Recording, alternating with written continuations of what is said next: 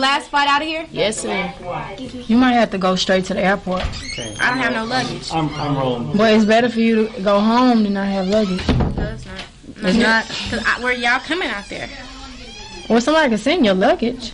But then I'm going to have to wait for 4 days before I get all my stuff. Well, it's either that or you going to...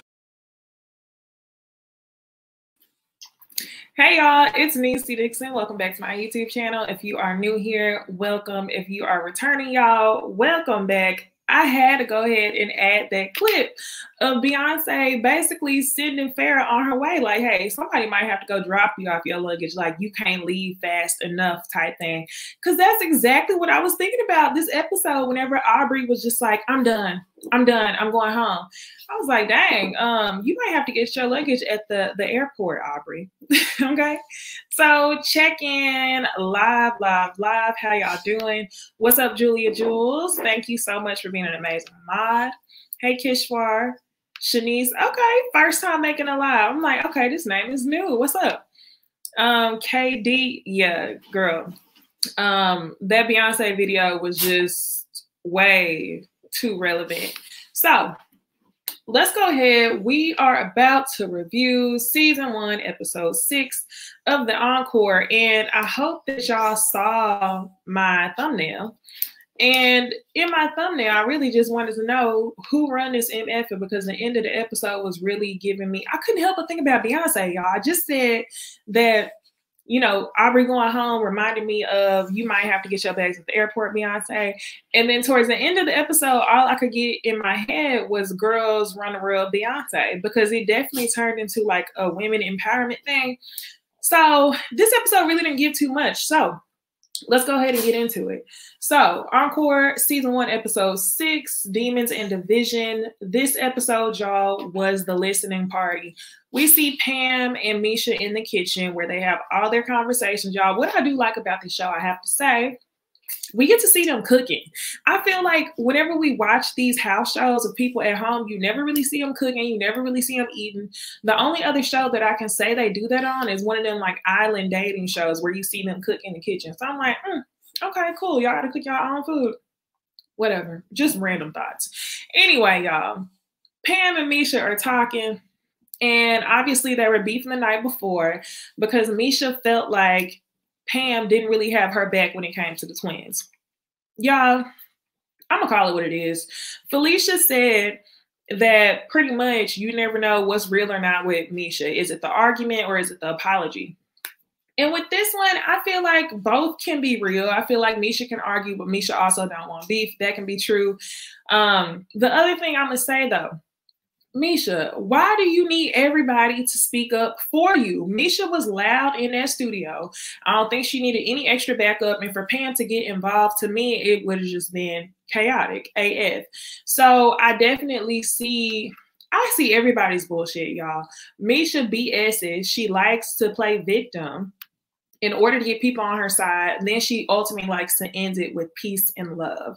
So, I mean, of course it's going to work. So Pam was like, yeah, you my sister, you know, bless, thank God. And they squashed it. So then this episode, y'all, was also heavily centered around Pam.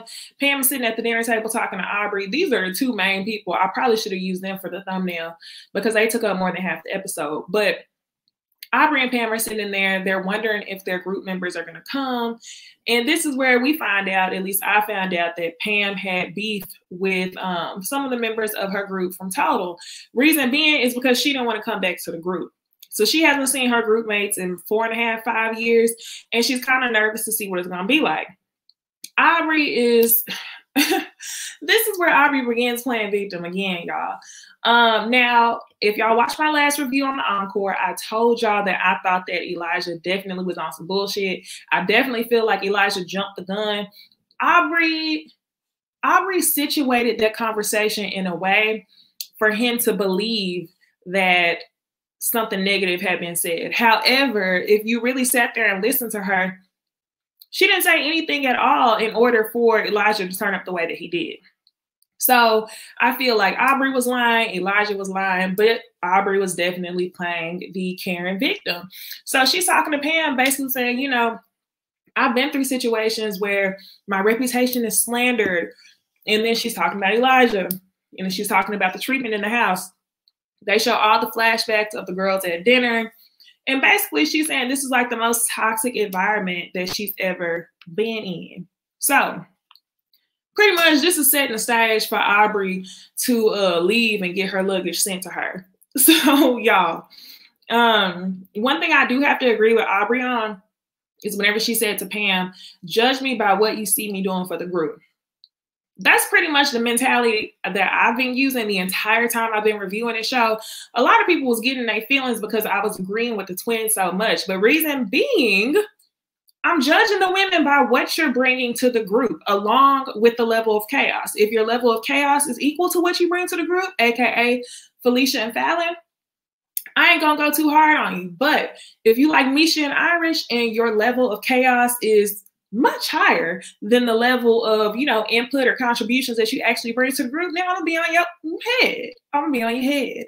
So that's just how I feel about that. So Monique Johnson says she blames editing. Julia agrees. Yeah, I have to agree. So pretty much Aubrey's talk. Ooh, hold on one second, y'all.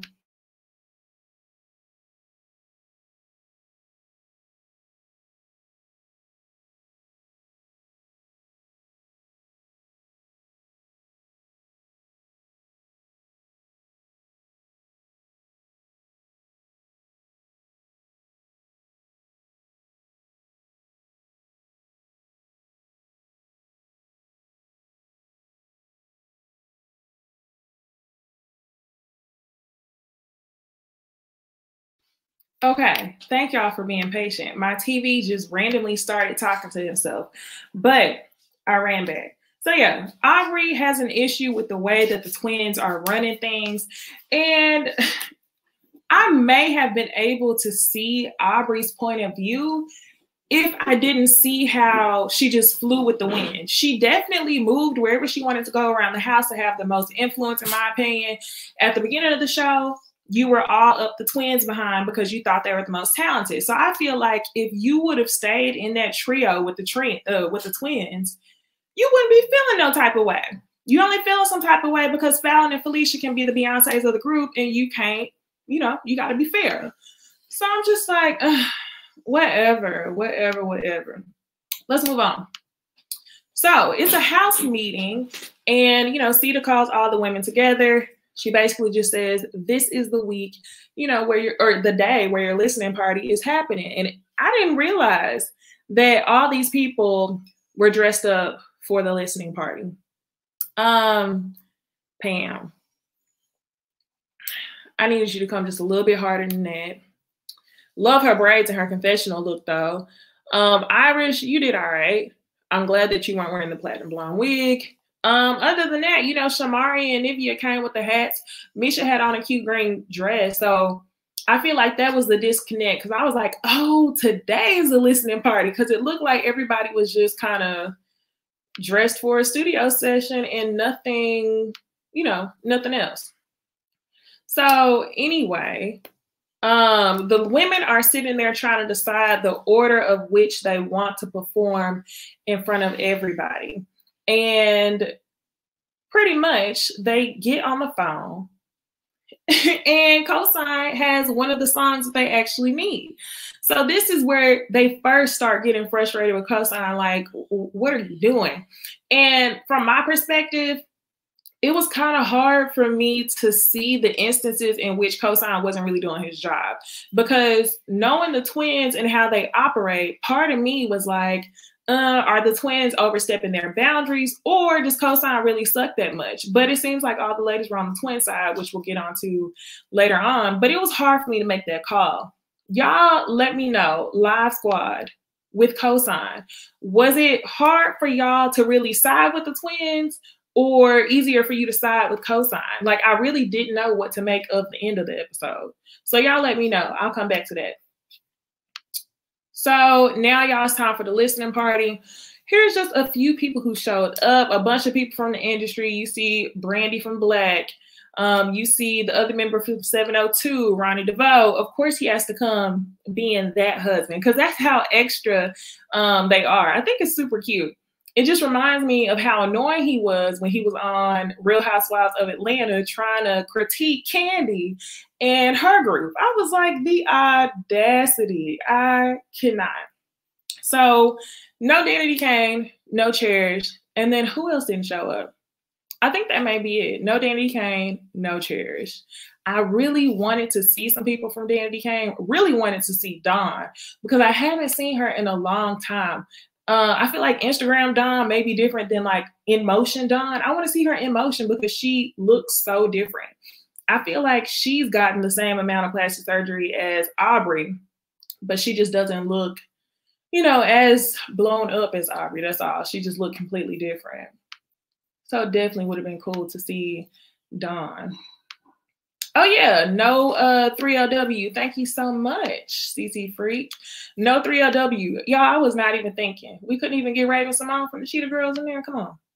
So the lady starts singing the songs and it comes off very dry. It's not giving. So just like I told you, Ronnie is known for critiquing because Shamari says, my husband is the greatest of all time. He says, oh, wait. Him, Jazzy Faye, and then it looks like, I think this man is named Jason. They call the music and they like, hey, like, are y'all even feeling y'all's own music? So they start over. The women start dancing, yada, yada, yada. And this is the moment where once they start putting on this fake performance, you can kind of see who had all the parts. The twins definitely were front and center. They were presenting the songs and things of that nature because, I mean, ultimately they were their songs. And then, you know, Misha was still very involved and she was in the front, even though she didn't have very many lines. Irish was influenced by her twin, Aubrey. We see Aubrey was sitting over there looking like she was feeling some type of way, or she was looking thrown off like Cosign said. And, you know, as soon as Irish picks up on Aubrey feeling some type of way, suddenly she's just like, this is embarrassing. Irish, you knew how many lines you had before y'all got to this dang listening party and had everybody listen to the songs. You should have been unsatisfied before we got to this point. But no, you wait until twin Aubrey is unsatisfied for you to actually speak out.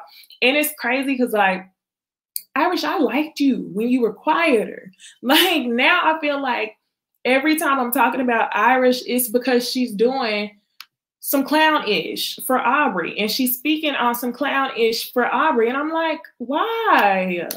Why? I like you. Separate yourself from the bull. So now we can get into Pam. Ooh, I'm about to say her name wrong. Kima. We're about to get into Kima and Pam. So the first picture is before the listening party started. She shows up and she's like, you knew I was going to be here for you. You know, I'm trying to be cool. You blocked me on everything. And she's basically saying, like, I just want to be able to check up on you. And Pam has this very nervous or guilty energy about her.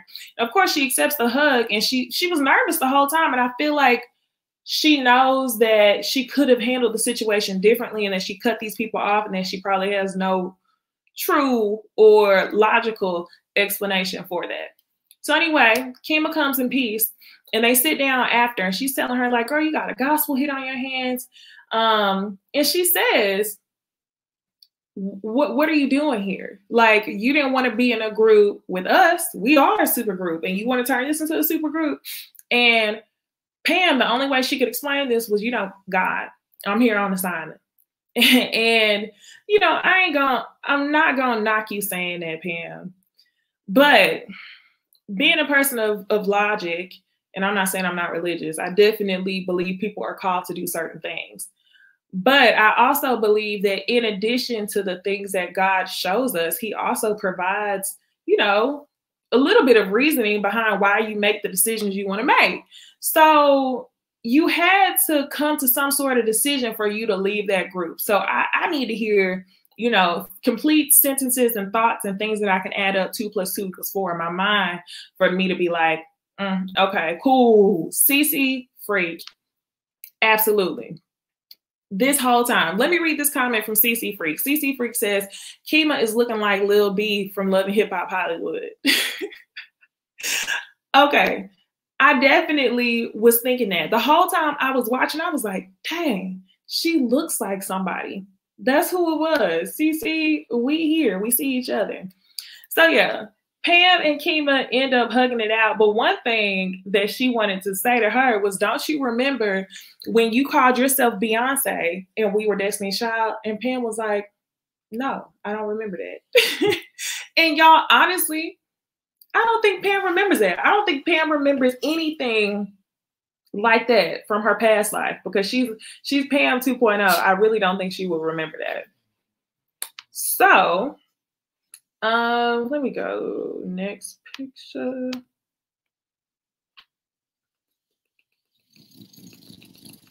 Y'all, I have a blasting headache. Please be patient with me. Please be patient with me. Okay, so like I called out some things from the listening party I forgot to mention. Aubrey's feeling some type of way, saying that the twins want to be Beyonce. Irish pretends to get embarrassed, and then we'll move on. Pam and Kima made up. Bloop. Now we get to the real bullshit. Let's get to the real bullshit. Cosign, Aaliyah, and Cinnamon show up to the house, and when they show up, they find out that Aubrey has left, okay? And y'all, for those of you who weren't there at the beginning of the live, let me go ahead and play my thoughts on how I feel about Aubrey leaving. The last flight out of here? Yes, sir. You might have to go straight to the airport. Okay. I don't have no luggage. I'm rolling. But it's better for you to go home than not have luggage. No, it's not. It's not. Because where y'all coming out there? Well, somebody can send your luggage. But then I'm going to have to wait for 4 days before I get all my stuff. Well, it's either that or you going to... Somebody could send your luggage. Just do what you got to do.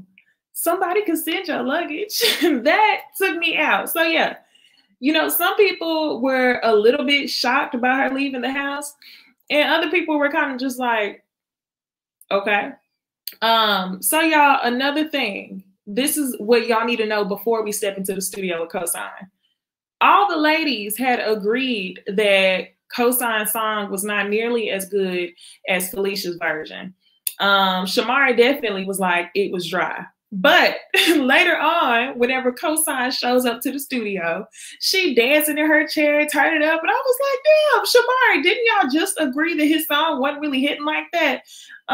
Maybe she was just innocently turning up. But y'all, let me know, do y'all think Shamari was being two-faced in that situation or not?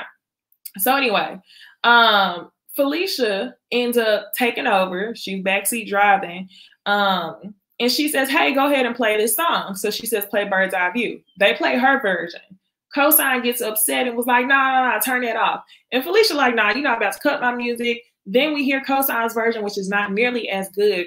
And Felicia definitely came with some big D energy, like she said. She was saying, you're going to have to put some respect on my name. And he was definitely sweethearting them. And shorty this, shorty that. And Keely ended up, you know, backing up Felicia immediately and was like, no, I hate toxic masculinity. You're not going to talk to her like that. Now, y'all, this situation for me came so left field. It was hard for me to make a decision on who was in the wrong. I could definitely see Cosign being lazy. I don't think it's fair that he thinks that he can take music with him when he comes and leaves. But knowing how assertive the twins are and how badly they want to show their producing skills, I wonder if he peeped that early on and he knew that if he didn't want them to touch his stuff, that he should take it with him. Y'all tell me what y'all think. And then the other part of it is, are the twins just assertive and they beat him to making the tracks? Or was it that he was just being lazy and he didn't want to do it? Like, what type of schedule are you committing to whenever you decide to be a producer on a show? Like, do you work 9 to 5? Are you available when they need you at 2 or 3 o'clock in the morning? Like, what is it? Because all these people are paid to be on the show. So why is it that Cosign can't be available? Questions that need answers. So y'all go ahead, tell y'all's faves to come on over to the Ooh Ladies First panel so we can interview them. So pretty much that's the end of the episode, y'all. This episode really did not give very much at all. That's why I could barely power through in the middle of that. I'm so sorry, y'all. My head just went. So let me catch up with y'all in the comments, let's see. Julia says Irish and Aubrey got bad energy. They definitely do. Part of me wonders, do y'all think that Irish so badly, you know, hurts for the passing of her actual twin that she tries to always find somebody to cling on to? And it seems like Misha definitely isn't that person for her, even though that's her sister. But she tries to find anybody who also desires a little bit of codependency.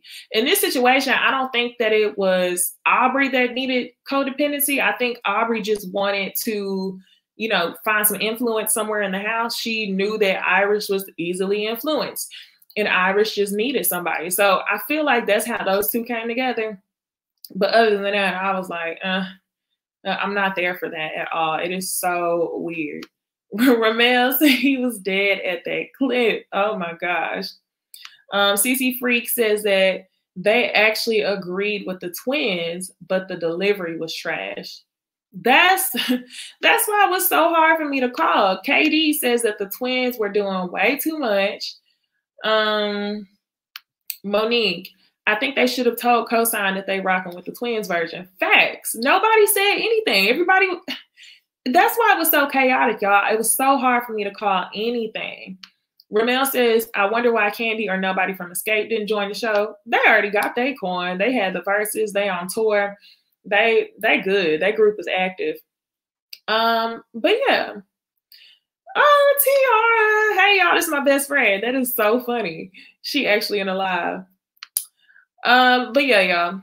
This episode was dry AF. Don't have nothing else to talk about. Tonight is Thursday, so y'all already know what that is. We're gonna be on Jamie's channel tonight. So go check out Jamie. That's me at 8 p.m., 9 p.m. Central Standard Time, which is like in another hour. So be sure to like, comment, and subscribe, and I will see y'all in the next video. Bye.